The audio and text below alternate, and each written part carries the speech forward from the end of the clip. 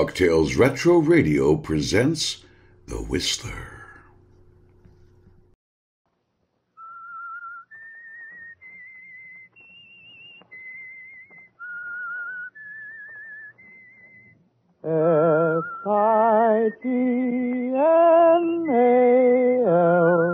S-I-G-N-A-L Signal Gasoline. Signal, the famous Go Farther gasoline, invites you to sit back and enjoy another strange story by The Whistler. For extra driving pleasure, the signal to look for is the yellow and black circle sign that identifies signal service stations from Canada to Mexico. And for Sunday evening listening pleasure, the signal to listen for is this whistle that identifies the signal oil program, The Whistler.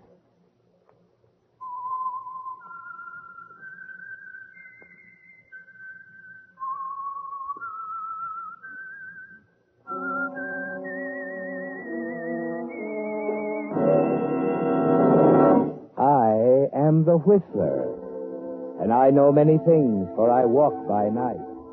I know many strange tales hidden in the hearts of men and women who have stepped into the shadows. Yes, I know the nameless terrors of which they dare not speak. And now for the Signal Oil Company, The Whistler's strange story, Desert Reckoning.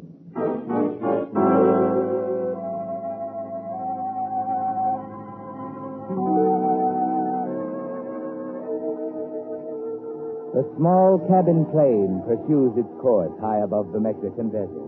It's midnight, and a full moon bathes everything beneath it with a bright veneer.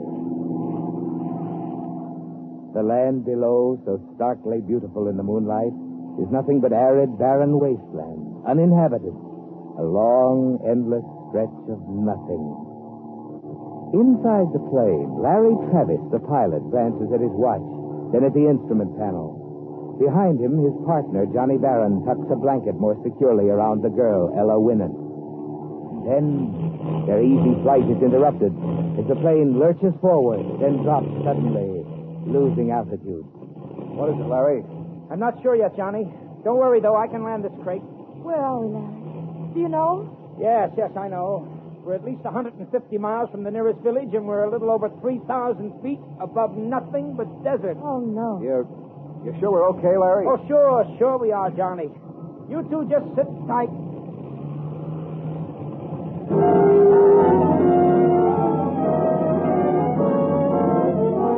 You're glad they can't see your smile, aren't you, Larry? They might not understand that this unfortunate difficulty above the lonely desert is all part of a plan. Your plan, Larry.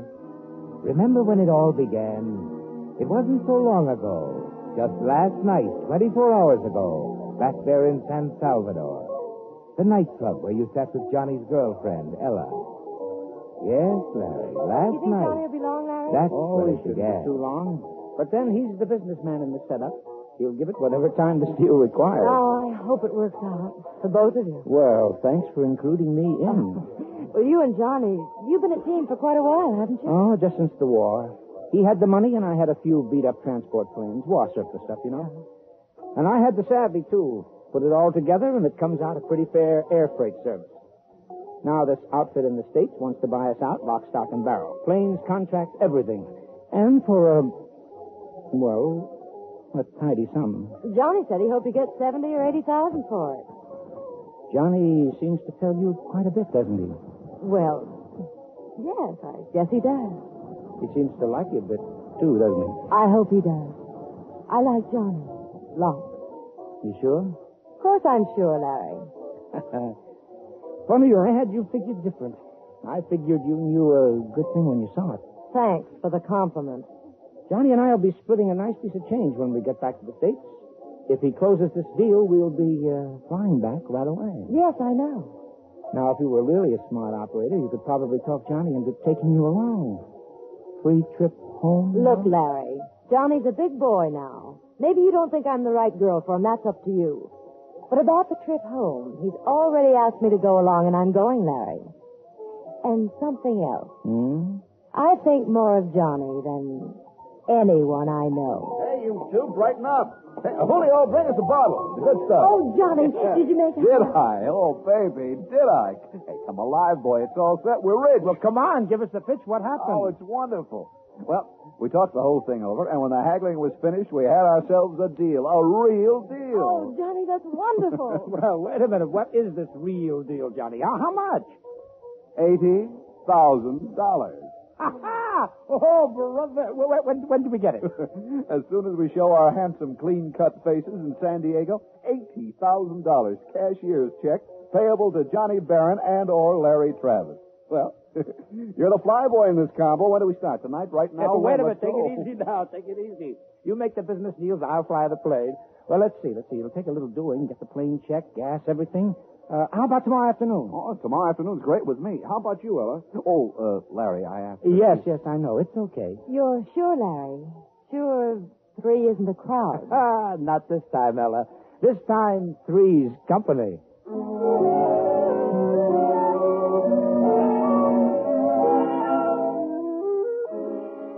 Yes, that's when it all started, Larry, with the 3 of you at the nightclub in San Salvador just last night. And now, hours later, under the bright midnight over the Mexican desert, your small plane drops earthward. Terror, silent terror grips Johnny and Ella in the seats behind you. You smile to yourself and say nothing. Finally, the motor sputters for the last time, and you guide the plane almost noiselessly to a landing on the desert floor.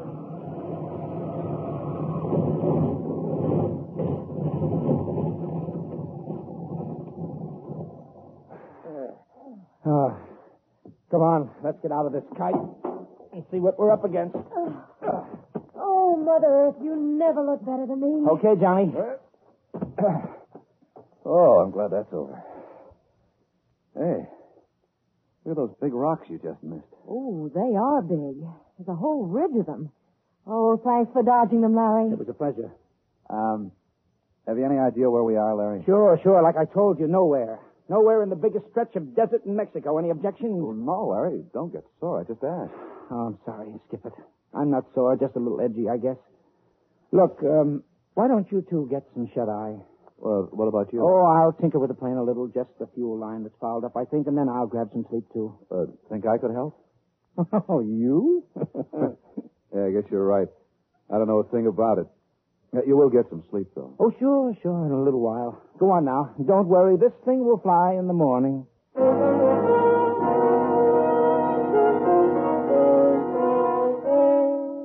You help them set up camp for the night over by the big rocks to keep the wind away. And soon you're certain they're both asleep. No need for you to tinker with the plane, is there, Larry? Because there's nothing wrong with the fuel line. Nothing wrong with the plane at all. The motor sputters, the lurching, the sudden loss of altitude. A simple matter to arrange by turning the cutoff valve on the second gas tank.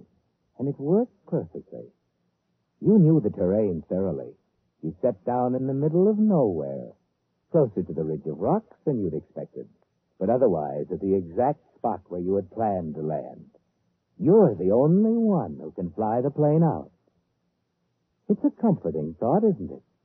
And it lulls you off to sleep, deep, deep sleep, until the bright glare of morning wakens you. Even the early morning desert sun is stifling, penetrating, but you tell yourself you won't have to put up with the heat long. Not you, Larry. Try to start the plane yet, Larry? No, not yet, Johnny. It'll fly, though. Now, let's get out of here, huh, Larry? I am getting out, Johnny. Alone. What are you... Johnny, he's got a gun. The girl's got a good eye, Johnny. You'll need her. What's the idea, Larry? It's simple, Johnny. 80,000.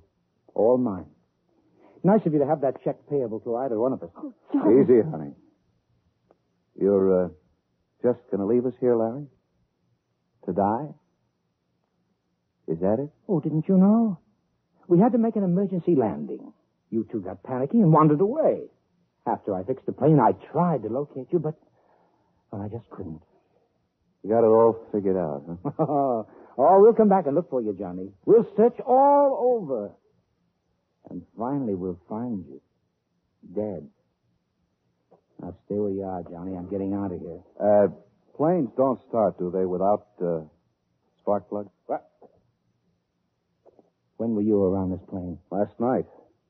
I was concerned about you. Wondered if you were going to get any sleep. And you were asleep long before I was. You didn't do anything to that plane, so I got suspicious and figured I'd better play it safe. Give me those plugs, Johnny, or I'll kill you. Go ahead. Kill me. Maybe you can find the spark plugs. See, I buried them in the sand someplace. I'll make you a deal, Larry. I'll take the gun, and I'll give you the plugs. No deal. Okay. Then we'll just stay here, all three of us, and see what happens.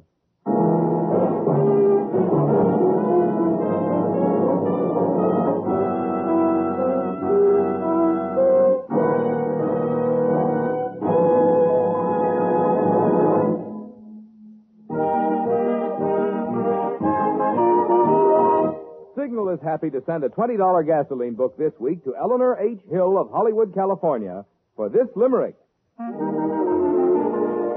With Signal, you too can be thrifty. So if your old bus isn't nifty, buy Go Farther gas for pickup and class, and she'll make like a new 1950. Signal, signal, signal gasoline. Your car will go far with Go Farther gasoline. When tonight's limerick writer suggested that with Signal gasoline your old car will make like a new 1950, she may have been exaggerating just a little. But this much is for sure. When you switch to Signal, you will notice quick cold weather starting. You will enjoy peppy pickup. And you will thrill to smooth, silent power. For proud performance naturally goes hand in hand with Signal's good mileage. So if you're not trading your old car for a new 1950, do the next best thing. Drive into a Signal station and fill up with the famous Go Farther gasoline.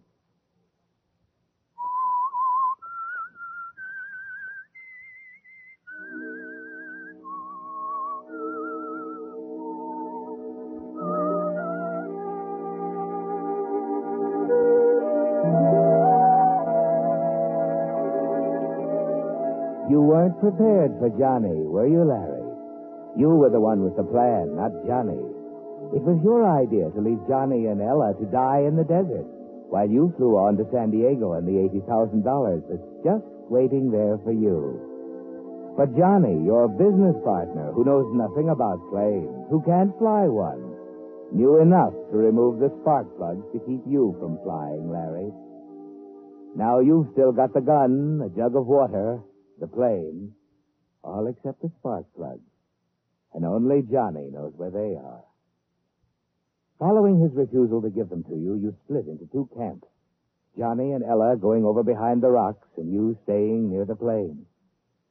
By noon, the glare of the desert sun puts everything in a weird, hazy glow. It's stifling. The sand is hot, burning hot, even through your shoes. The air is dry and parched. And then as you glance toward the ridge of rocks, you see Ella coming toward you, alone. Johnny's asleep now. Well, bless his little heart. Larry, you've got to get me out of here. I can't stand this place. It's so hot. So terribly hot. Please take me with you. Sure. Give me the spark plugs and I'll take you with me. Why not? I don't know where they are. Oh, Larry, please. So he was just a ticket back to the States, huh? The stupid jerk. I want to stay with you, Larry. Just you. Yeah, I'll bet you do. I'm not so bad. You might find you like to have me around, Larry. Once you got used to it. Hmm? Anyway, I'm worth a try. Aren't I, Larry?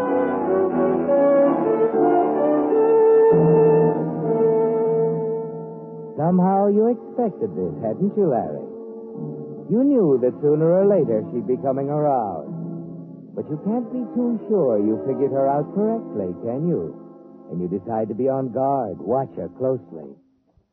You walk back to the plane, drop to the sand in the shade beneath the wing. Presently, Ella joins you again. What are you going to do, Larry? Nothing. Just wait. Wait. For what? We can't go anywhere. So we can't fly without spark plugs. But I still have the radio. You mean you'll call for help? Sure. And the minute the rescue plane gets here, Johnny comes running out, tells his story. He won't be alive to tell anybody anything. You're going to... I won't have to. The heat will. He hasn't any water out there, has he? No. Another day, 2 at the most without water, and he'll be through. When the desert's done its job, then I'll radio for help.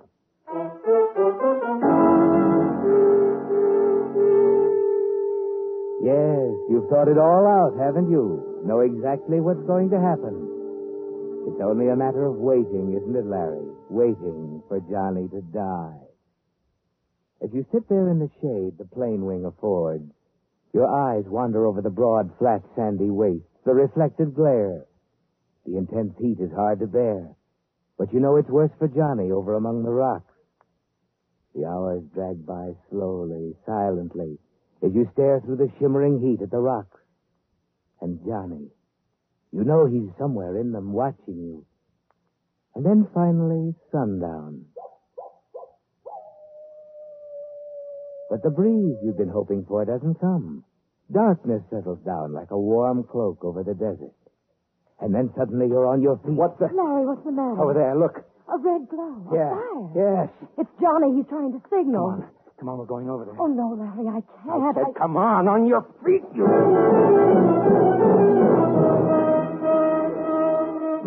Half dragging, pushing, you force Ella across the stretch of sand that lies between the plane and the rock where Johnny has started the fire. But when you reach the fire, Johnny is nowhere to be seen.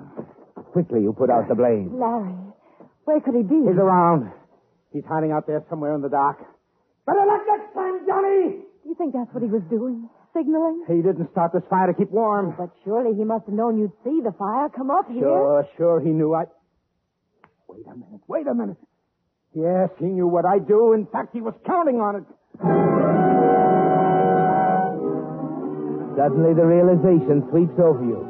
You turn, race back to the plane, Ella following close behind. It was a clever move on Johnny's part, wasn't it, Larry? Yes. And as you reach the plane, you leap aboard. Gun in hand, you step inside. The cabin is empty. You glance around quickly to make certain nothing's been touched. Larry, what's the matter? Why did Your you... boyfriend tried to pull a fast one, that's all. That fire, sweetheart, he wanted to lure us away from the plane. But why? He can't fly. He was after something. I don't know what. But it's a good thing I got back here as fast as I did. Come on. Let's get back outside. Oh, Larry, can't I stay here? Inside the plane? It's so hot out there. It isn't any cooler in here. Come on.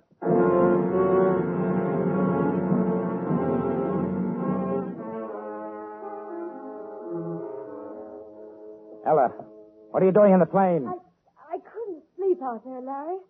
Honest, Larry. You're just after the water jug, aren't you? Please, Larry, one drink. No, hand it over. That's better. No, I'll feel... Wait a minute. This jug feels funny. It's heavy. Oh, no, Larry, don't turn it over. You'll leave the Water? No. Just desert sand, Ella. Sand, not water. Johnny, he filled this spare jug with sand and took the one filled with water. So that's what he was after tonight. The fire. Sand. It's sand. Yeah, sand. And he's out there now with a jug full of water. And he's the guy I thought would suffer. Why, that dirty boss! Larry, listen. He's out there laughing. Do you hear him, Larry? He's laughing at I'll us. get him. Larry, where are you going? Out there to kill him. He's got the water we need. Wait. Wait, I'm sorry, baby. The waiting game is over.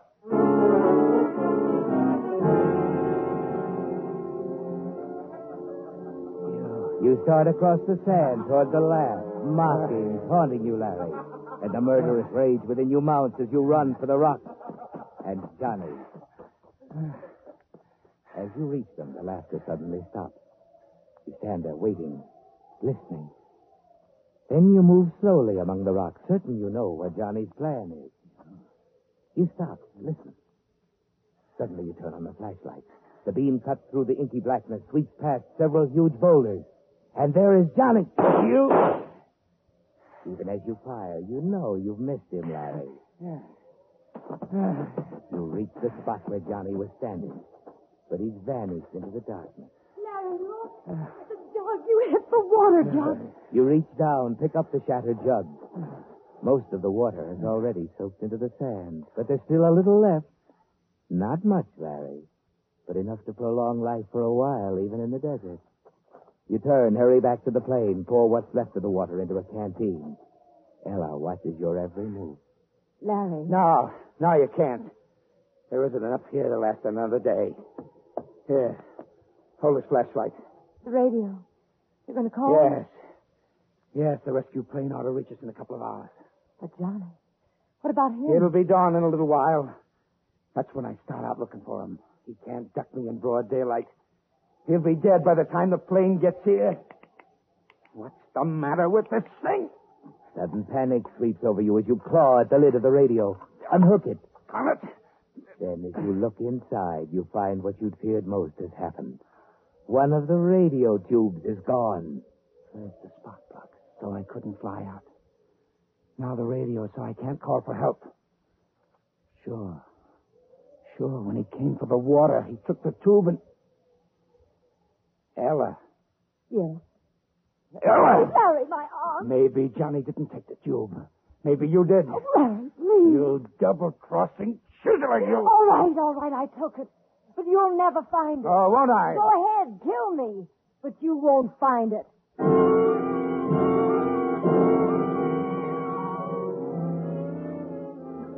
Yes, you know she means it, don't you, Larry? She's just like Johnny. She'll never tell you unless you give her the gun. Her life depends on it. But you're not through yet, are you? You're thankful that when you made your plans back in San Salvador, you took the precaution to arrange an escape route, and now you're forced to make that move. You release your hold on Ella. Watch her as she slumps down to the floor, sobbing quietly. And then suddenly you're aware of the wind outside. Well, it looks like we're in for a storm, sweetheart. Storm? Relax. This one isn't going to bring water, only sand and lots of it. Well, I'd better get going. You're leaving? Yeah. Yes, I'm heading north. There's a spot 20 miles from here where an airliner crosses the desert 2 flights a week. One of them's today. I can reach that spot in time to signal it down if I start now. Larry, you're going to leave me? How'd you guess? There's just enough water in this canteen for one, sweetheart. Sure, I'm leaving you. But you won't be able to tell Johnny where you've hidden that radio tube. No, Larry, wait.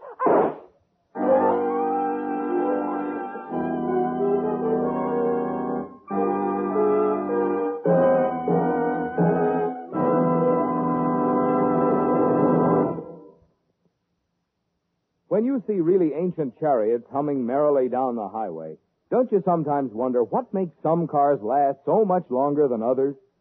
Well, the way a car is driven naturally plays a big part. But an equally important factor is the lubrication and service a car gets. And that's where independent signal dealers shine. Having chosen the automobile servicing business as their permanent business, signal dealers are naturally interested in cars. With them, it's not a temporary job.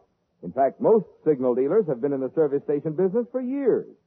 That means they've acquired a know-how in taking care of cars, which can make a big difference in performance.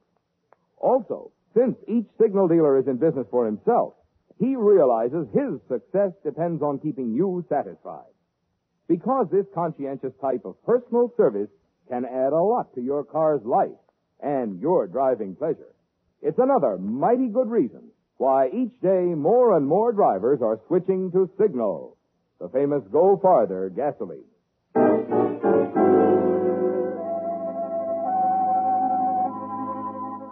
The stinging sand drives against your hands and face, Larry, as you bend forward against the wind.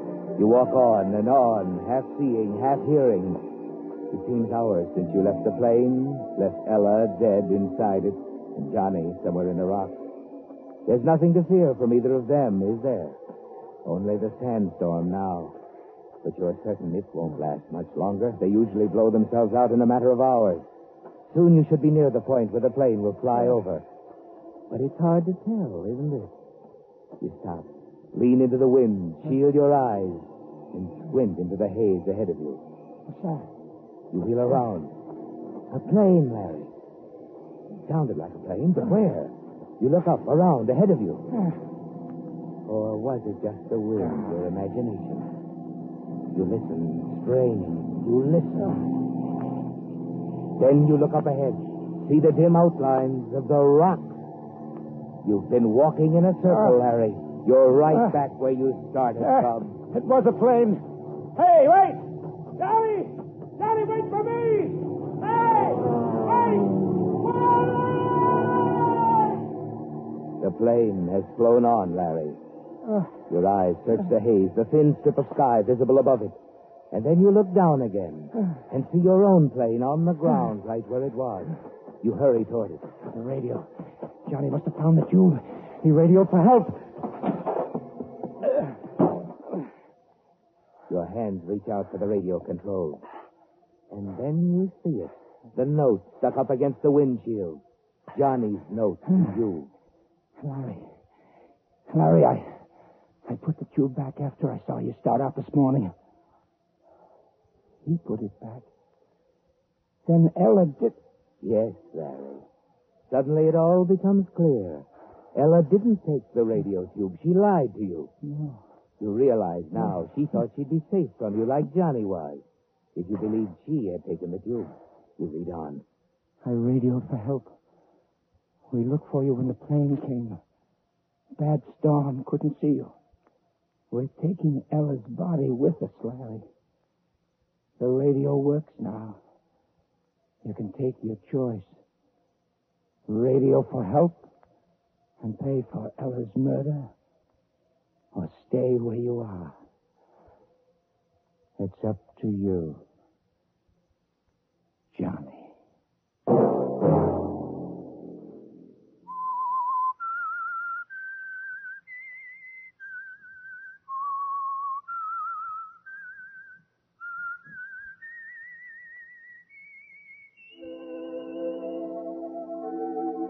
Let that whistle be your signal for the Signal Oil program, The Whistler, each Sunday night at this same time.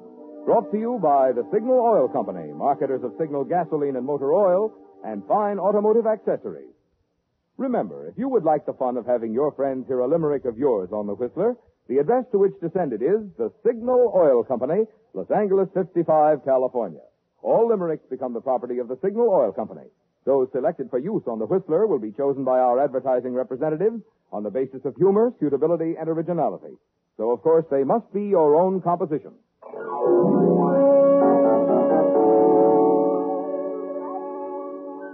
Featured in tonight's story were Wally Mayer, Doris Singleton, and Hy Averback.